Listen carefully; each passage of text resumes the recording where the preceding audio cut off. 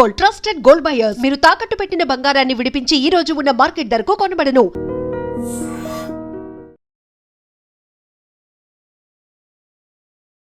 నమస్తే, నేను Kavitha. Welcome to I dream news and నిజాలు. ఇరాన్ సుప్రీం చీఫ్ ఖమేనీని అమెరికా, ఇజ్రాయెల్ కలిసి అంతమొందించాయి. ఆ తర్వాత జరిగినటువంటి నాటకీయ పరిణామాల నేపథ్యంలో హర్ముజ్ జలసంధిని కూడా కంప్లీట్గా క్లోజ్ చేసేశారు. భారతదేశం మీద తీవ్రస్థాయిలో ప్రభావం ఉండబోతోంది అనేటువంటి మాటలు వినిపిస్తున్నాయి. బట్ ఖమేనీ మీద అంత తీవ్ర స్థాయిలో అటాక్ ఎలా చేశారు, ఎవరికి క్రెడిట్ పోతుంది, ఆ తర్వాత జరిగే పరిణామాలకి బాధ్యులు ఎవరు వహిస్తారు? మనతో పాటుగా ఉన్నారు సీనియర్ జర్నలిస్ట్ సురేష్ కొచ్చాతిల్ గారు. సార్ నమస్తే. సో ఖమేనీ గురించి గతంలో మనం మాట్లాడుకున్నాము. ఆయన తీసుకొచ్చినటువంటి ఒక ప్రోగ్రెషన్ కాస్త పోయి రిగ్రెషన్కి వచ్చిన తర్వాత చాలా వరకు అక్కడే ఒక అపోజ్ అనేది వచ్చింది. బట్ అంతకు మించి ఇజ్రాయెల్ అండ్ అమెరికాకు ఆయన ఎందుకంత తీవ్ర స్థాయిలో ఒక శత్రువుగా మారాడు? ఇది ఖొమైనీ టైం నుంచి ఉంది. అయతోలా ఖొమైనీ ఉన్నప్పటి నుంచే మనం ఇరాన్ హిస్టరీ చూసుకుంటూ వెళ్తే కవిత గారు, ఇరాన్ దగ్గర ఆయిల్ ఉంది.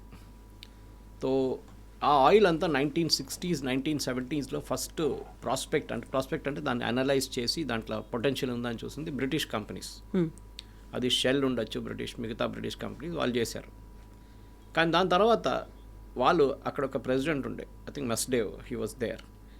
ఆయన చాలా డెమోక్రటిక్గా ఉండే, he was very good, very democratic. కానీ ఆయన వీళ్ళు ఎవరిని ఎక్స్ప్లాయిట్ చేయనీయలేదు. అంటే వీళ్ళు అక్కడి నుంచి తవ్వి తీసుకెళ్ళిపోతారు ఆయిల్. ఈ said we Iranians have to get a share of it అని చెప్పి మేదేవ్. సో ఆయన్ని దాని తర్వాత వీళ్ళందరూ కలిసి అమెరికా అండ్ బ్రిటన్ కలిసి బయట ఆయన ఒక కూలాగా చేసి ఆయన బయటకు తీసేశారు ఆయన అక్కడి నుంచి, which was one of the biggest blunders. ఇప్పుడు కూడా మీరు అడగొచ్చు ఎందుకు ఇంత కోపం ఇరానియన్స్ కంటే ఇది రీజన్. ఎందుకంటే అక్కడ ఉన్న గవర్నమెంట్ చాలా స్టేబుల్. సి ఎండ్ ఆఫ్ ద డే ఇప్పుడు కూడా మనం 2026 మాట్లాడుతాం కవిత గారు. గల్ఫ్ స్టేట్స్లో అన్నిటికంటే ఎడ్యుకేటెడ్గా ఉన్న ఒక దేశం ఏదంటే ఇరాన్.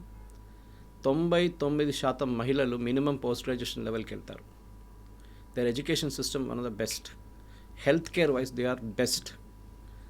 సో ఇరాన్లో ఇంత మట్టుకున్న దేశాన్ని వీళ్ళందరూ కలిసి అమెరికా అండ్ బ్రిటన్ కలిసి 1960s 70sలో మొత్తం ధ్వంసం చేశారు కంప్లీట్గా. అంటే ధ్వంసం అంటే వాళ్ళు కంప్లీట్గా ఎక్స్ప్లాయిట్ చేసుకున్నారు, వాళ్ళొక కాలనీ లాగా వాడుకున్నారు దాన్ని. ఆ కోపం ఉండే. దాని తర్వాతనే వాళ్ళు షా ఆఫ్ ఇరాన్ తీసుకొచ్చారు, రెజా పెహ్లవి. ఈ వాజ్ ద కంప్లీట్ ఏం చెప్తారు, రైట్ అంటే రైట్ వెళ్తారు, లెఫ్ట్ అంటే లెఫ్ట్ వెళ్తారు, అట్లాంటి మనిషి. అప్పుడప్పుడు కొంచెం ఆయన నేనే లీడర్ని చూపించడానికి చేశాడు, కానీ ఆయనకు అసలు రైట్ లేకుండే. ఏం చేయాలంటే అమెరికా పర్మిషన్ తీసుకోవాలి, లేకుంటే బ్రిటిష్ పర్మిషన్ తీసుకోవాలి. సో అక్కడున్న ప్రజలకి చాలా మటుకు కోపం వచ్చింది అప్పుడు కూడా. ఎందుకు మా మీద వీళ్ళు ఇప్పుడు ఆలోచించండి, భారతదేశాన్ని 47 వెళ్ళకుండా బ్రిటిష్ వాళ్ళు ఇక్కడే కూర్చుంటే 1960s 1970s దాకా మనకి ఎంత కోపం వస్తుండే. అప్పుడు మహాత్మా గాంధీ ఎవరు ఉండరు ఆ టైంకి, యంగ్స్టర్స్ చాలామంది ఉంటారు, వాళ్ళకి కోపం వస్తుంది. ఇదేంటి మమ్మల్ని పరిపాలిస్తున్నారు వీళ్ళు అని చెప్పేసి. అక్కడ ఆయిల్ మొత్తం వీళ్ళు ఎక్స్ప్లాయిట్ చేసి తీసుకెళ్తున్నారు. షా ఆఫ్ ఇరాన్ కరెక్ట్ ఒక మోడర్న్ కింగ్గా ఉండే. మీరు పాత యూనివర్సిటీ ఆఫ్ తెహరాన్ పిక్చర్స్ చూస్తే అమ్మాయిలు మినీ స్కర్ట్స్ వేసుకుని తిరుగుతుండే అక్కడ ఆ టైంలో. మీరు అనుకుంటారు ఇది యూరోప్నా ఇరాన్ అని చెప్పేసి. కానీ ఆ కోపం ఉంది చూడండి కవిత గారు, చాలా మటుకు ఇరానియన్స్ వాళ్ళ లోపల ఉంచుకున్నారు. మా మీద చేసిన అత్యాచారాలు మేము ఎప్పుడు మర్చిపోము. ఇట్లాంటి ఒక డిక్టేటర్ని తీసుకొచ్చి పెహ్లవీని కూర్చోబెట్టారు ఇక్కడ. And he was very ruthless. And అదే టైంలో అయతోలా ఖొమైనీ వాళ్ళ ఇరాన్లో one of the holiest sites Qom అంటాం దాన్ని, QOM, and they are Shiites. మర్చిపోకూడదు మనం. దిస్ చాలా మటుకు డిఫరెన్స్ ఏంటంటే ఎంటైర్ గల్ఫ్లో అన్నిటికంటే పెద్ద షియా ప్రెసెన్స్ అనేది ఇరాన్. చాలా పవర్ఫుల్గా అక్కడ ఉంది. ఇరాన్లోనే మనం Pakistan is a Sunni nation, Saudi Arabia Sunni, మిగతా అందరు సున్నీలే ఉంటారు, చిన్న చిన్న పాకెట్స్. కానీ major Shia regime is in Iran.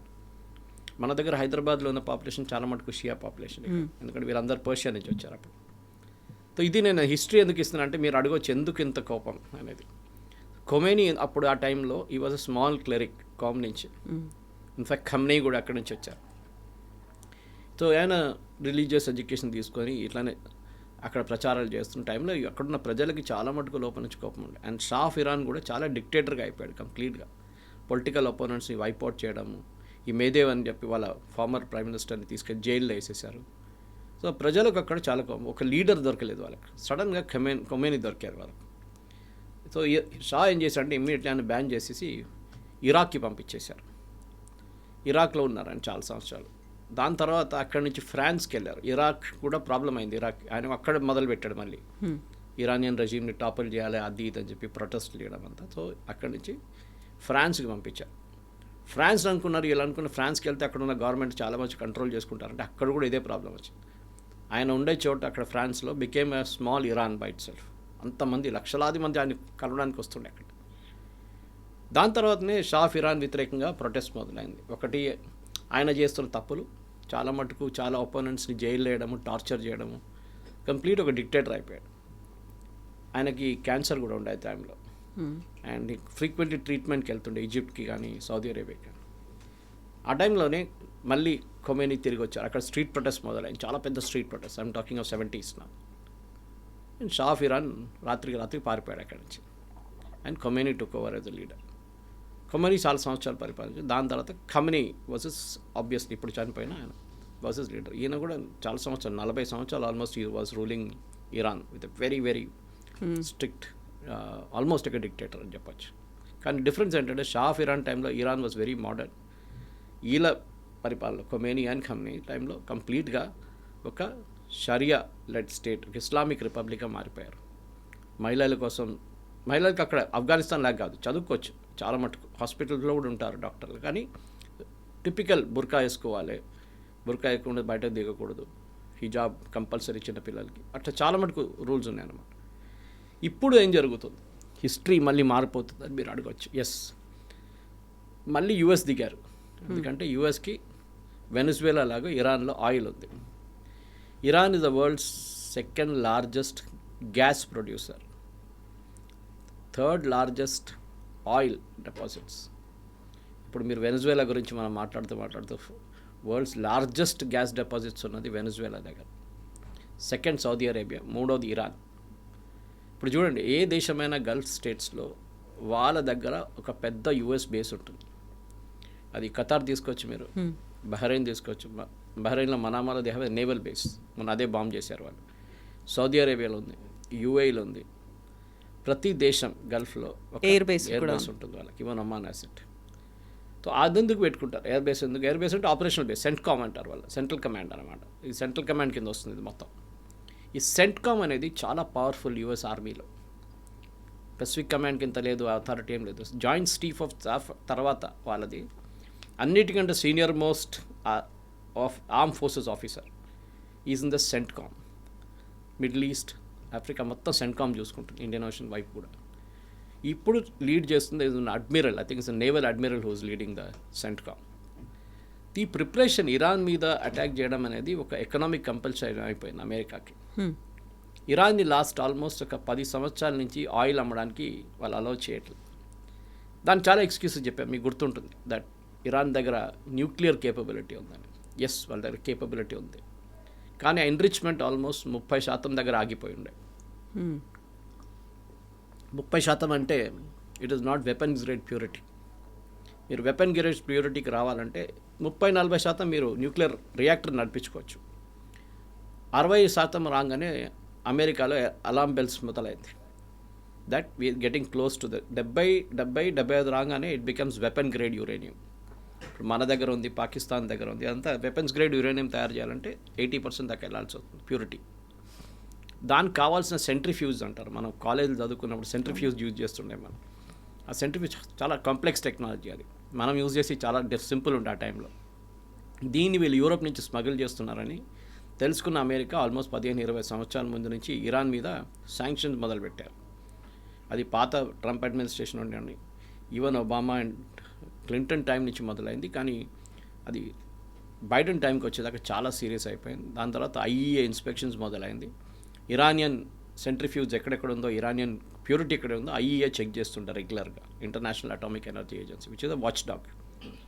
కానీ ఇరాన్ అప్పుడప్పుడు చీట్ చేస్తుండే. ఇస్ఫహాన్ అని చెప్పి వాళ్ళ one of the major cities of Iran, వాళ్ళ యూనివర్సిటీ కూడా ఉంది, where is the nuclear site, వాళ్ళ చాలా పెద్దది యూనివర్సిటీ పక్కన పెట్టారు వాళ్ళు. ఇన్ఫ్యాక్ట్ ఇస్ఫహాన్కి హైదరాబాద్కి కనెక్షన్ ఉంది. If you look at the, మీరు ఓల్డ్ సిటీ తీసుకొని పిక్చర్ చార్మినార్ పైప్ నుంచి ఒక చిన్న డ్రోన్ ఫ్లై చేస్తే and you look at the entire old city, exactly Isfahan design ఉంటుంది. అది Isfahan has a similar design అనమాట, ఎందుకంటే వీళ్ళందరూ పర్షియా నుంచి వచ్చారు కదా అప్పుడు.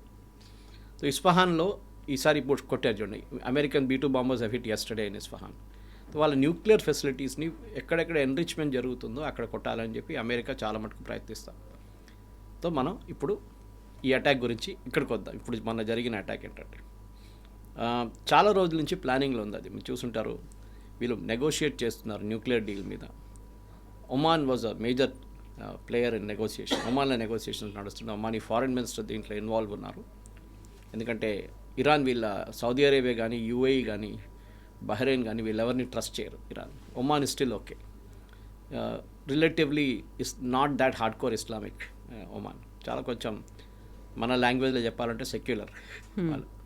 వాళ్ళ దాంట్లోనే చాలా మటుకు కింగ్స్ అండ్ వాళ్ళ క్వీన్స్ అందరూ ఇండియాలో చదివారు. వాళ్ళు ఇప్పుడు కూడా చాలామంది ఇండియాకి వస్తారు చదువుకోవడానికి. సో ఒమాన్లో నెగోసియేషన్ నడిచి ఆల్మోస్ట్ ఒక, మీకు గుర్తుంటుంది, వారం ముందు Kavitha garu they made a statement, president Trump saying we're close to a deal, అంటే మన దగ్గరకు వచ్చేసాం నెగోసియేషన్లో. కానీ ఏదో జరిగింది లాస్ట్ 1 వీక్లో. అదే ఇప్పుడు అందరు అనలైజ్ చేస్తున్నారు ఏం జరిగిందని. ఎవరేం చేశారు, ఎవరి మీద ప్రెషర్ అనేది ఉంది అనేది. ప్రెషర్ అని కాదు, ఇది ఏదైనా డిటెక్షన్ వచ్చిందా దాట్ ఇది 60 నుంచి 70%కి వెళ్తుంది, ఇరాన్ అబద్ధం చెప్తున్నారు అని చెప్పి ఒక డౌట్ వచ్చింది. బహుశా అదే ఉండొచ్చు. దీంట్లో ఏం చేస్తారంటే ఇప్పుడు జరిగిన ఈ అటాక్లో వీళ్ళ రోల్స్ చాలా డిఫరెంట్గా ఉండే. US ఏం చెప్పారంటే, మేము మా ship based carriers Abraham Lincoln and Gerald Ford, which was huge ships, Abraham Lincoln especially, చాలా పెద్ద షిప్స్, ఆల్మోస్ట్ లైక్ 5,000 మంది సోల్జర్స్ ఉంటారు, ఎయిర్మెన్ ఉంటారు, అందరు ఉంటారు దాంట్లో. అటాక్ చేయడానికి చాలా మంచి aircraft carriers INS US navy Abraham Lincoln. దాన్ని ఆల్మోస్ట్ ఒక 15-20 రోజుల నుంచి it was roaming around near Iran only. దాంతోపాటు సపోర్ట్ షిప్స్, సబ్మెరీన్స్ అన్నీ ఉన్నాయి ఇక్కడ. సో అమెరికా ఏం చెప్పారంటే ఇజ్రాయెల్ దగ్గర, ఇప్పుడు అనలైసిస్, అమెరికన్ ఆర్మీ అనలిస్ట్ కూడా అనలైజ్ చెప్తున్నారు ఏంటంటే, we will not go after Iranian leadership, మేము ఇరానియన్ లీడర్షిప్ ఎంటపడం, మీరు చూసుకోండి అది. మేము వాళ్ళ మిసైల్ సైట్స్, వాళ్ళ న్యూక్లియర్ సైట్స్, దీన్ని మేము కొట్టేస్తాం, ప్రాబ్లం లేదు. కానీ ఇరానియన్ లీడర్షిప్ని మేము ముట్టాం, ఎందుకంటే ఒక సెన్సిటివ్ ఇష్యూ అది. సౌదీ అరేబియా చెప్పాను చూడండి, UAE, బహ్రెయిన్, ఒమాన్లో కూడా, and even other Gulf states కూడా, వీళ్ళు చాలా సెన్సిటివ్ ఇరానియన్ ఇష్యూలో. ఎందుకంటే వాళ్ళ దగ్గర చాలా ఒక షియా పాపులేషన్ వాళ్ళ దగ్గర కూడా ఉన్నారు. నిన్న పాకిస్తాన్లో చూశారు మీరు, అక్కడ కూడా దాడి జరిగింది US కన్సులేట్ మీద. వాళ్ళ US మెరీన్స్ ఫైర్ చేస్తే ఆల్మోస్ట్ 20 మంది చనిపోయారు దాంట్లో. వీళ్ళ పెద్ద పాపులేషన్. సో వాళ్ళకి టెన్షన్ ఏంటంటే, మా దగ్గర రిలేటివ్గా పీస్ఫుల్ ఉన్న దేశంలో మళ్ళీ గొడవ మొదలవుతుంది. So we don't want to take risk. So అమెరికాకి ఏం చెప్పారంటే, మీరు మా బేస్ వాడుకోకూడదు, మీ దగ్గర Gerald Ford and you have Abraham Lincoln, మీరు అది వాడుకోండి ships. This okay, no problem. And B-2 bombers bomb చేయాలంటే అది US నుంచి రావాల్సి వస్తుంది. They cannot take off from Diego Garcia నుంచి టేక్ ఆఫ్ చేయాలి. ఈసారి నిన్న B-2 bombs came from US bombers, అక్కడి నుంచి వచ్చారు. ఇప్పుడు జరిగిన ఈ బాంబింగ్లో డిసిషన్ ఏం తీసుకున్నా అంటే, ఇజ్రాయెల్ లీడర్షిప్ వెంట పడతారు. సో వాళ్ళ దగ్గర ప్రిసైజ్గా దీంట్లో CIA ఇంటెలిజెన్స్ కూడా ఉందని చెప్తున్నారు. ఇప్పుడు మొసాడ్ ఒకటే కాదు, ఇరానియన్ లీడర్షిప్ ఎక్కడ ఉంటుందో, ఏ రోజు ఎక్కడ కొట్టాలని, అది మనం దీనికన్నా ముందు కూడా చూసాం చాలా మటుకు. అది US కాసిం సులైమానీని చంపినప్పుడు కానీ, వీళ్ళు ఇస్మాయిల్ హనియాని చంపినప్పుడు కానీ మనం చూసాం. ప్రిసైజ్ నస్రుల్లాని, లెబనాన్ని చంపిన ప్రిసైజ్ ఇన్ఫర్మేషన్ ఉండే వీళ్ళు ఎక్కడ ఉంటారు, ఏ రూమ్లో ఉంటారు. అందులో కూడా AI టెక్నాలజీని కూడా యూస్ చేసుకున్నారు అని చాలా మటుకు. AI చెప్పుకోవచ్చు కానీ కవిత గారు, ఐ థింక్ హ్యూమన్ ఇంటెలిజెన్స్ అనేది చాలా ఒక, మన దగ్గర నక్సలైట్స్ని మనం కొట్టాం చూడండి ఇప్పుడు, హ్యూమన్ ఇంటెలిజెన్స్ చాలా పనికొస్తుంది. అంత డబ్బులు విపరీతంగా పంచిపెడితే ఎవడైనా మాట్లాడతాడు. 99% of the people will be ready to be bought over. వీళ్ళు ఇరానియన్ రెజీమ్లో అంత పెనెట్రేట్ చేశారని తెలిసిపోతుంది. I was listening to an former American chief of staff, ఒక ఆయన సెంట్రల్ కమాండ్ చీఫ్ మాట్లాడుతూ, రిటైర్ అయినారు ఆయన మాట్లాడుతూ CNN లో అన్నారు ఇప్పుడు, ఫరీద్ జకారియాతో మాట్లాడుతూ, దట్ ఒకసారి ఒక ఇజ్రాయేలీ చీఫ్ ఆఫ్ స్టాఫ్ వచ్చారంట వాళ్ళ దగ్గరికి. ఈ టాకింగ్ వెన్ యూర్ సర్వింగ్ సెంట్కామ్లో వచ్చి, ఆయన ఒక బుక్ చేతిలో ఉండేట. ఆయన I can want meet you for 10 minutes అని పెంటగన్లో వచ్చి మీట్ అయ్యారంట. నా బుక్ ఓపెన్ చేసి చూపించారంట. దాంట్లో ఇరానియన్ న్యూక్లియర్ ఫెసిలిటీస్ది హై క్వాలిటీ ఫోటోగ్రాఫ్స్. ఓకే, అది అలౌ చేయరు, అసలు వాళ్ళ ఫోటో తీసుకోరు.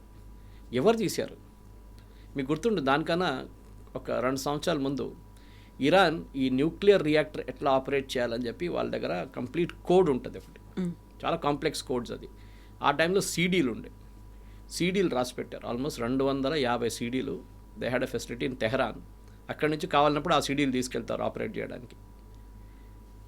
అంత సీక్రెట్గా ఉంచుకున్నంత హై సెక్యూరిటీ దాని నుంచి ఒకరోజు ఇజ్రాయెల్ మొసాడ్ మొత్తం మాయం చేసేసారు దాన్ని. After 12 hours it was in Tel Aviv. 200 పెద్దగా డబ్బాలాగా తీసుకెళ్ళిపోయారు ఇక్కడి నుంచి. ఇరాన్ వాళ్ళ న్యూక్లియర్ రియాక్టర్స్ ఆపరేట్ చేయలేకపోయారు. దాని తర్వాత చాలా సంవత్సరాల తర్వాతనే మళ్ళీ వాళ్ళు ఏదో కాపీ చేసి ఎక్కడి నుంచి తీసుకొచ్చారు, కానీ దెన్ నెవర్ వెంట్ బ్యాక్. ఈసారి ఏం చేశారంటే లాంచ్ ఆపరేషన్ మొదలయ్యేటప్పటికి జెరాల్డ్ ఫోర్డ్ నుంచి అండ్ అబ్రహాం లింకన్ నుంచి సైబర్ వార్ఫేర్ మొదలుపెట్టారు యుఎస్ ఇజ్రాయెల్ని హెల్ప్ చేయడానికి. వీళ్ళకి తెలిసిపోయింది అంటే తెహరాన్లో at a particular time presidential compound బిల్డింగ్లో అని ఇక్కడ చాలా పెద్ద తప్పు చేశారు ఇరానియన్ లీడర్షిప్. మీ మీద ఇంత ఫోకస్ ఉన్నప్పుడు, మిమ్మల్ని చంపుతారని తెలిసినప్పుడు కూడా మీరు ఇట్లాంటి ఒక సెక్యూర్ బేస్కి వెళ్లకుండా మీ ప్రెసిడెన్షియల్ ప్యాలెస్లోనే మీరు మీటింగ్ పెట్టారు. అందులో కూడా వాళ్ళు ఎక్స్పెక్ట్ చేయలేదేమో డే టైంలో ఇంత వెలుతురు మధ్యలో జరుగుతుంది అనేది. ఎగ్జాక్ట్లీ. సో డే టైంలో అటాక్ జరుగుతుందని వాళ్ళు ఊహించలేదు. అది కూడా ఒక పెద్ద బ్లండర్. ఎందుకంటే యూజువలీ ఇట్లాంటి అటాక్స్ అన్ని రాత్రిపూట జరుగుతుంది, మీకు తెలిసింది. బిన్ లాడెన్ మీద ఏదైనా కానీ, ఎందుకంటే shooting in night time is చాలా డిఫికల్ట్. అది చాలా పెద్ద ప్రాబ్లం అనమాట. సో ఏం చేయబోతున్నారని చాలా పెద్ద డౌట్ ఉండే వీళ్ళకి. సో అమెరికా ఏం చేశారంటే, I think they provided real time intelligence. Mossad కూడా ఎవరో లోపల ఉన్నారు వీళ్ళ మనుషులు, ఎగ్జాక్ట్ టైంకి దే ఆర్ హియర్ అని చెప్పంగానే దానికన్నా వాళ్ళ మీటింగ్ జరుగుతుంది ఇవాళ ఈ ప్లేస్లో జరుగుతుంది. టాప్ 40 కమాండర్స్, 40 కాదు 100 మంది వచ్చారంట కమాండర్స్. అది ఇరానియన్ ఆర్మీ ఉండొచ్చు, ఇరానియన్ నేషనల్ గార్డ్ ఉండొచ్చు, వాళ్ళది రెవల్యూషనరీ గార్డ్ కమాండర్స్ ఉండొచ్చు. వీళ్ళందరూ వచ్చారంట, ఎయిర్ ఫోర్స్, నేవీ, మొత్తం వాళ్ళ డిఫెన్స్ మినిస్టర్. ఒక్కటే షాట్లో వాళ్ళు వీళ్ళందరినీ ఫినిష్ చేసేసారు. ఖమేనీ ఫ్యామిలీ మెంబర్స్ కూడా. ఆలోచించండి, ఇంత పెద్ద ఒక సెక్యూరిటీ ల్యాబ్స్ అని చెప్పలేము, కానీ సెక్యూరిటీ సక్సెస్ ఇజ్రాయెల్ వైపు నుంచి జరిగింది, ఇరాన్ వైపు నుంచి ల్యాబ్స్ జరిగింది. సో హ్యూమన్ ఇంటెలిజెన్స్లో మొస్సాడ్ని బీట్ చేయలేము. సో యూఎస్ ఏం చేశారంటే, దానికన్నా ఒక 1 hour ముందు, హాఫ్ అన్ అవర్ ముందు వీళ్ళు సైబర్ వార్ఫేర్ మొదలుపెట్టారు. ఇక్కడ నేను చెప్తున్నాను, వార్ఫేర్ అనేది మారిపోయింది చాలా మటు కవిత గారు. పాత వార్ఫేర్ కాదు ఇప్పుడు. The warfare is totally changed. ఇప్పుడున్న కొత్త వార్ఫేర్లో సైబర్ వార్ఫేర్ మన ఆపరేషన్ సింధూర్లో కూడా చాలా మటుకు యూస్ చేసాం. ఇరాన్ దగ్గర ఉన్న సిస్టమ్స్ అంతా Russian systems. In fact 11 day war జరిగింది చూడండి, ఒక 6 నెలల ముందు. అప్పుడు వాళ్ళు రష్యా నుంచి కొనుక్కున్న S-300ని మొత్తం ధ్వంసం చేశారు ఇజ్రాయెల్. మన దగ్గర S-400 ఉంది. సో అంత professional army and air force ఉన్న ఇజ్రాయెల్ డెఫినెట్గా కంప్లీట్గా వీళ్ళ ఇరాన్ లీడర్షిప్ని కొట్టొచ్చని వాళ్ళకి తెలుసు. కానీ దానికన్నా ముందు అక్కడ ఉన్న ఎయిర్ డిఫెన్స్ సిస్టమ్స్ని డిసేబుల్ చేయాల్సి వస్తుంది. అది యూఎస్ చేశారు ఆ పని అంతా. వీళ్ళ పని బాంబింగ్ చేయడం అంతే. సో ఏమనంటే యూఎస్ అంటారు మేమేం చేయలేదు, ఎవడో వచ్చి కొట్టాడు వాళ్ళని మేమేం చేయాలంటారు. జరిగింది అది. కానీ చూడండి, ఆ న్యూస్ చనిపోయారని చెప్పి ఆ న్యూస్ కంపెనీ న్యూస్ వచ్చినప్పుడు ఫస్ట్ నెటన్యాహు చెప్పిన నిమిషాల్లోనే Trump also made the announcement. So definitely వాళ్ళు ఇన్ ట్యాండమ్ వాళ్ళు పనిచేస్తున్నది, దాంట్లో డౌట్ లేదు. కానీ ఇట్లాంటి డే టైమ్ అటాక్ మీరు చెప్పినట్టు చాలా చాలా రేర్ జరగడం. అది ఎట్లా జరిగిందో ఎవరికి తెలియదు. పాసిబ్లీ ఇజ్రాయెల్కి చాలా మటుకు కాన్ఫిడెన్స్ ఉండే దట్ వీళ్ళు ఓవర్ కాన్ఫిడెంట్గా ఉన్నారు. ఇరానియన్ లీడర్షిప్ రాత్రిపూటే వీళ్ళు అటాక్ చేస్తారు, రాత్రిపూట మనం మీట్ కాకూడదు, morning time we can meet అని. అదే జరిగిన పెద్ద తప్పు. కానీ ఇది నెక్స్ట్ స్టెప్ ఏంటనేది దాని తర్వాత మనం చూసాం. వీళ్ళు దివాళీ పటాకాలు కాల్చినట్టు ఎక్కడ కావాలంటే అక్కడ కాల్చుకున్నారు. ఏ డైరెక్షన్ చూస్తే అక్కడ కొట్టారు వీళ్ళు. యుఎస్ బేసెస్ కొట్టారంటే ఎస్, మనామాలో ఉన్న, బహ్రెయిన్లో ఉన్న యుఎస్ నేవల్ బేస్ని కొట్టారు వాళ్ళు. ఖతార్లో ఉన్న దీనికన్నా ముందు కూడా ఒకసారి బాంబ్ చేశారు, కానీ ఈసారి అటాక్ వాజ్ డెలిబరేట్ ఖతార్. కానీ Dubai was the most surprising thing. నాకు అదే అర్థం కావట్లేదు, దుబాయ్ ఎట్లా వచ్చింది దీంట్లో అని. ఎందుకంటే దుబాయ్లో మీకు కొట్టాల్సిన టార్గెట్ ఏది? వాళ్ళ దగ్గర ఆయిల్ ఫీల్డ్స్ లేవు, డిఫెన్స్ చాలా ఎక్కడో ఉంది, అది not even Abu Dhabi or Dubai. ఎందుకు కొట్టారంటే వాళ్ళు basically Dubai is a transit point for aircraft. Complete world లోకంలో one of the busiest airport Dubai airport. అక్కడ మీరు ఆ ఎయిర్పోర్ట్ని కొడితే లోకంలో ఉన్న మొత్తం ఏవియేషన్ సెక్టర్ దెబ్బతింటుంది. People cannot move except military aircraft. ఏ ఎయిర్క్రాఫ్ట్ టేక్ ఆఫ్ చేయదు, ల్యాండ్ చేయదు. ఆలోచించండి. ఇవాళ పొద్దున స్టేట్మెంట్ ఉండే దుబాయ్ కింగ్ ప్రెసిడెంట్ దట్ 20,000 మంది ప్యాసింజర్స్ అక్కడ చిక్కపోయి ఉన్నారు, ఇదంతా మేము చూసుకుంటాం. Taking care of them. Even బహ్రెయిన్లో మా daughter and my son in law is trapped. కైరోకి వెళ్తూ they got caught in Bahrain. 2 hour lay off ఉంటాయి, హైదరాబాద్ బహ్రెయిన్ కైరో. వాళ్ళని కూడా అక్కడ ఉన్న గల్ఫ్ ఎయిర్ వాళ్ళు they taken them to good hotel. చాలామంది ప్యాసింజర్స్ని అక్కడే ఉంటారు. ఇప్పుడు దాకా ఎయిర్పోర్ట్ ఓపెన్ అయ్యేదాకా వాళ్ళని చూసుకుంటారు వాళ్ళని అక్కడ. ద ఎకనామిక్ డిస్ట్రప్షన్ అనేది చాలా పెద్ద దుబాయ్ మీద. Dubai is a tourist destination. Safe అనుకున్నారు. ఒక్క రోజు 2 రోజులు బంద్ చేయడం అంటే దుబాయ్ ఇట్లా వాళ్ళ ఎకానమీ పోతుంది కంప్లీట్గా. బికాజ్ వాళ్ళకి ఆయిల్ లేదు. They depend only on trading and tourism. So economic impact అది ఉండే. వెరస్ వీళ్ళ మీద దాడి చేయడం అనేది ఖతార్ మీద బేస్, యుఎస్ ఎయిర్ ఫోర్స్ బేస్ని కొట్టారు. 3 మంది చనిపోయారు కూడా అక్కడ, మనకు తెలిసింది. సెంట్కామ్ అనౌన్స్ చేశారు. 50 కాదు 5 మందికి గాయాలు అయినాయి చాలా సీరియస్గా అని చెప్పేసి. 50 మంది ఇంజర్డ్ ఉన్నారు. కానీ ఇరాన్ దగ్గర ఇంకన్ని మిసైల్స్ ఉన్నాయి. దీనికన్నా ముందు 11 డే వార్లో కవిత గారు one of the reasons war ఆపిందంటున్నారు యుఎస్ అండ్ ఇరాన్. ఎందుకంటే ఇరాన్ దగ్గర మిసైల్స్ అయిపోతున్నాయి. యుఎస్కి డౌట్ ఉండే ఇజ్రాయెల్ దగ్గర ఐరన్ డోమ్లో ఇంకెన్ని మిసైల్స్ ఉన్నాయి కౌంటర్ చేయడానికి. ప్రొడక్షన్ అంతా చాలా మటుకు ఆగిపోయి ఉండే ఆ టైంలో యుఎస్లో కూడా. సో పేట్రియట్ కానీ డేవిడ్ స్లింగ్ కానీ ఐరన్ డోమ్లో యూజ్ చేయాల్సిన కౌంటర్ మిసైల్స్ తగ్గింది. సో దానికోసం చూసుంటారు మీరు, ఆ టైంలో కూడా 2-3 మిసైల్స్ వెళ్ళి బెన్గూరియన్ ఎయిర్పోర్ట్లో కొట్టింది, ఒకటి కాంప్లెక్స్లో కొట్టారు హైఫా దగ్గర. ఇక్కడ చాలా నష్టాలు జరిగినాయి దాంట్లో. Israel also became careful. So ఈ 6 నెలలు 8 నెలలు వెయిట్ చేసి ఇజ్రాయెల్ బహుశా చాలా మటుకు వాళ్ళ ఇంటర్సెప్టర్స్ మళ్ళీ ప్రొడ్యూస్ చేసుకున్నారు వాళ్ళు. కానీ ఈసారి కూడా చూడండి, జెరూసలేం మీద ఒక అటాక్ జరిగింది, 10 మంది చనిపోయారు అక్కడ. వెస్ట్ బ్యాంక్ మీద దాడి జరిగింది ఈసారి, అక్కడ కూడా ప్రాబ్లం ఉంది.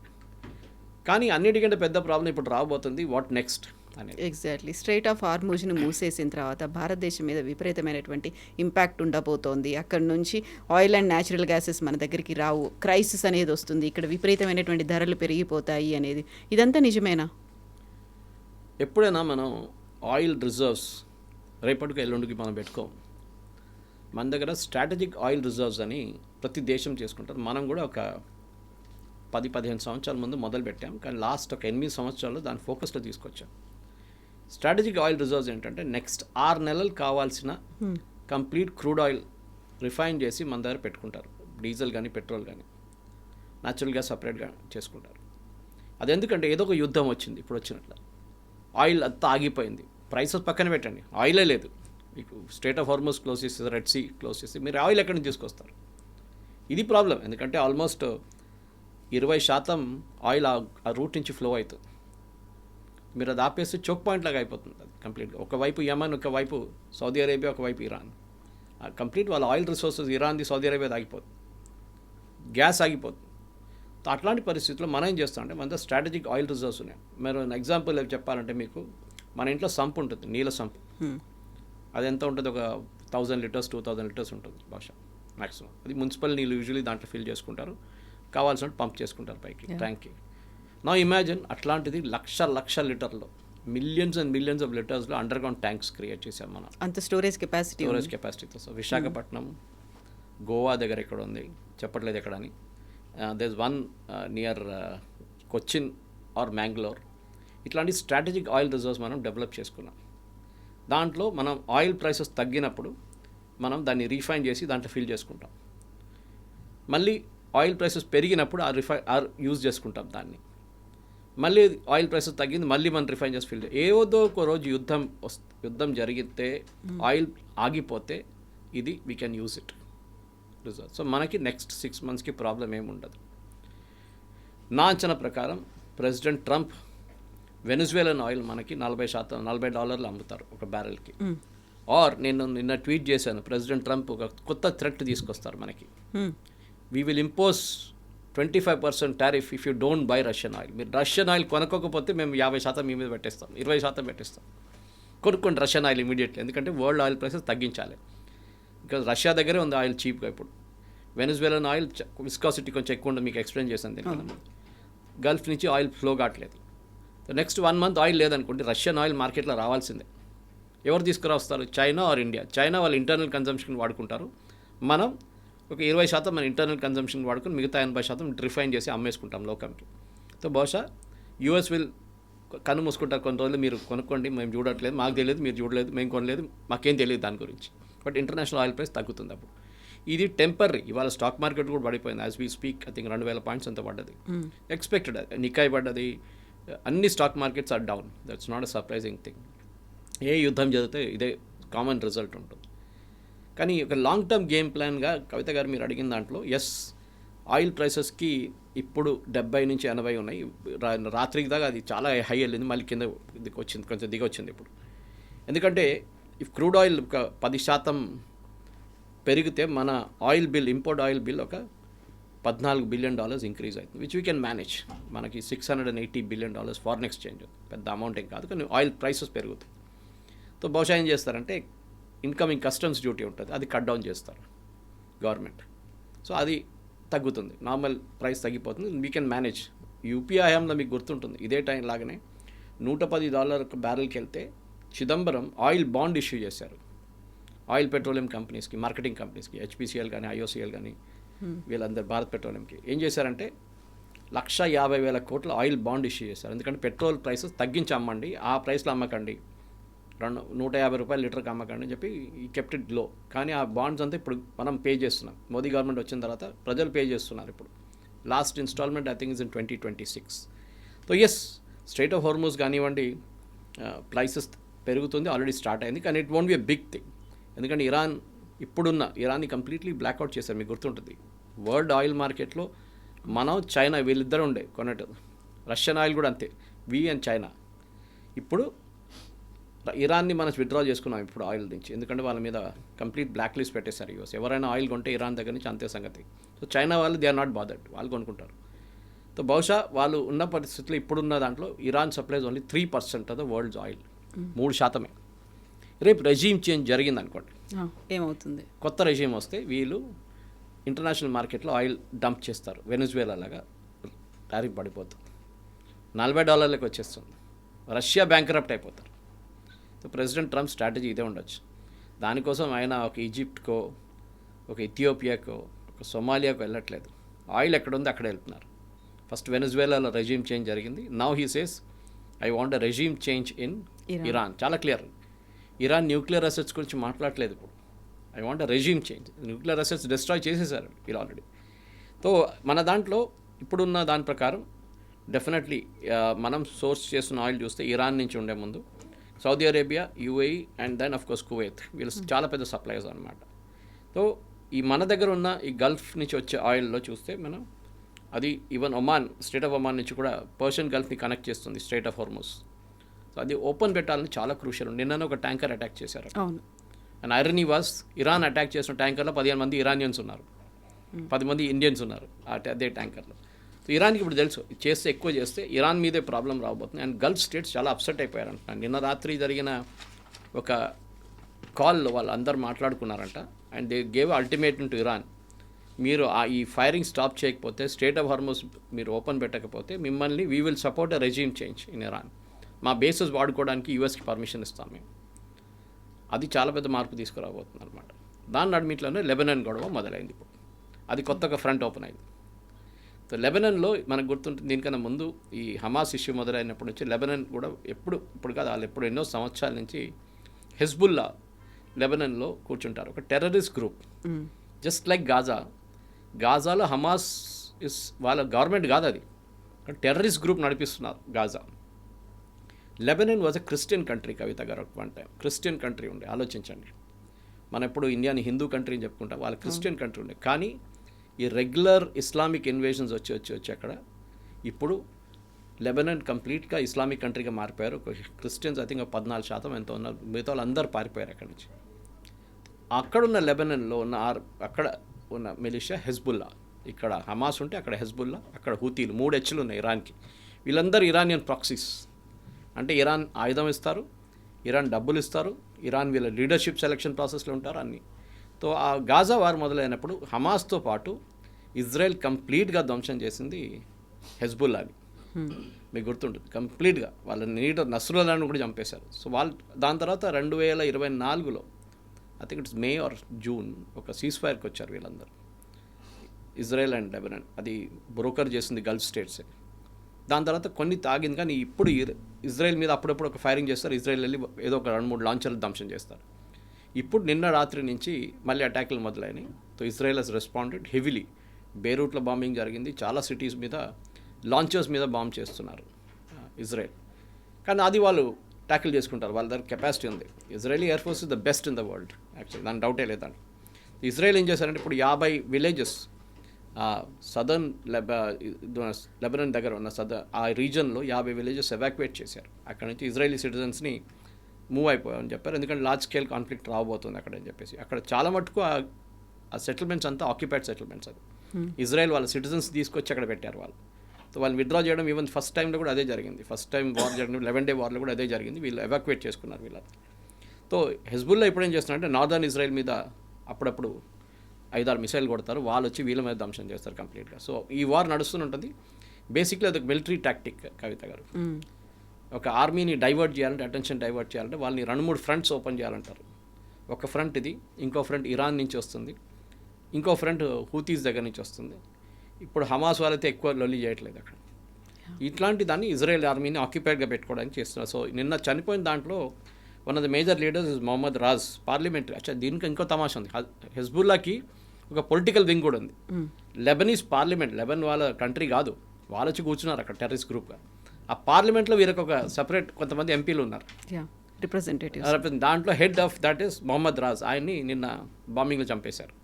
సో ఆ లీడర్షిప్ కూడా వైపౌట్ అయిపోయింది అక్కడ. ఇంకా ఎక్కువ రోజులు వాళ్ళు కూడా ఉంటారన్నమాట. ఇప్పుడు కూడా యాజ్ వీ స్పీక్ ఇవాళ నేను వస్తూ చూశాను, విన్నాను, సబర్బ్స్లో కూడా కొట్టారు. లెబనీస్ క్యాపిటల్ బేరూట్ సబర్బ్స్లో కూడా బాంబింగ్ జరుగుతుందని న్యూస్ వచ్చింది. ఎన్ని రోజులు ఉంటుందో ఈ అటాక్లన్నీ, ఎన్ని రోజులు ఇరాన్ బంద్ చేస్తుందో. ఇరాన్ది స్టాక్ పైల్ బహుశా ఇంకా 3-4 రోజులే ఉంటుంది. దాని తర్వాత వాళ్ళ దగ్గర మిసైల్ కెపాసిటీ లేదు, ఎందుకంటే ప్రొడక్షన్ కెపాసిటీని యూఎస్ కొట్టారు నిన్న. దానికన్నా ఒక రోజు ముందు వీళ్ళ కంప్లీట్ బ్యాలిస్టిక్ మిసైల్స్ని మొన్న సాయంత్రం కూడా కలిసి B-2 బాంబర్స్ ఆపరేట్ చేశారు యూఎస్. సో వీళ్ళ దగ్గర ఇంకా ఉండవు. సో ఇజ్రాయెల్ చేస్తున్న పని ఏంటంటే వీళ్ళ పొలిటికల్ లీడర్షిప్ టేక్అవుట్ చేస్తున్నారు. స్టార్టింగ్లో చెప్పాను చూడండి, అమెరికా ఏమో వీళ్ళ ఫెసిలిటీస్ని మొత్తం డిస్ట్రాయ్ చేస్తున్నారు. సో ఇంకా వారం లోపల ఇరానియన్ గవర్నమెంట్ పడిపోతుంది, 10 రోజులు. అది చాలా ఎక్కువ, దానికన్నా ముందు కూడా కావచ్చు. కానీ ప్రాబ్లం ఏంటంటే నేను చెప్పాను చూడండి ముందు కూడా, వీళ్ళకి హూ విల్ టేక్ ఓవర్ అనేది పెద్ద క్వశ్చన్. వెనిజువేలా లాగానే వాళ్ళ దాంట్లోనే ఒక మనిషి ముందుకొచ్చి ఐఎమ్ టేకింగ్ ఓవర్, మనం ఇప్పటి నుంచి ఇజ్రాయెల్ని మేము దాడి చేయము, మేము ఎవరి మీద దాడి చేయము, we want to be a new Iran అని వస్తే అక్కడున్న హెజ్బుల్లాలు, అక్కడున్న టెర్రరిస్ట్ గ్రూప్స్ కానీ అక్కడ మిగతా ఉన్న ఈ ముల్లాలన్నీ రష్యాలో తీసుకెళ్ళి ఎక్కడ పడేస్తారు. Then Iran will become like another Venezuela. కాకపోతే ట్రంప్ అన్నాడుగా ఐ విల్ డిసైడ్ అనే మాట చెప్తున్నాడు. డెఫినెట్గా ఆయిల్ ఉంది కదా, ఎక్కడెక్కడ ఆయిల్ ఉందో అక్కడ ట్రంప్ ఉంటాడు. అది ఆయన స్ట్రాటజీ అన్నమాట. సో డెఫినెట్గా ఇంకొక 4-5 రోజుల్లో కవిత గారు ఇరాన్లో ఒక డెసిషన్ రాబోతుంది. కానీ ఇంటర్నల్లీ వాళ్ళ వైపు నుంచి రావడమే బెటర్. వాళ్ళ దాంట్లోనే ఒక మోడరేట్ ఫేస్ ముందుకొచ్చి, సిరియాలో చూసాం Al-Qaeda terrorist became a president. ఇక్కడ కూడా అట్లనే ఎవరైనా వస్తే యూఎస్ కానీ మిగతా నేటో ఫోర్సెస్ కానీ ఈవెన్ ఇజ్రాయెల్ అంగీకరిస్తారు. అది ఉంటేనే మిడిల్ ఈస్ట్లో పీస్ వస్తుంది. ఇప్పుడున్న కంప్లీట్ ఎయిర్పోర్ట్ షట్ డౌన్లు అన్ని కంట్రీస్, గల్ఫ్ కంట్రీస్లో ఓపెన్ అప్ అయిపోతారు. Thank you very much. Thank you. నిజంగా ప్రస్తుతం ఉన్నటువంటి సమాజం దేనికి ప్రయారిటీ ఇస్తుంది?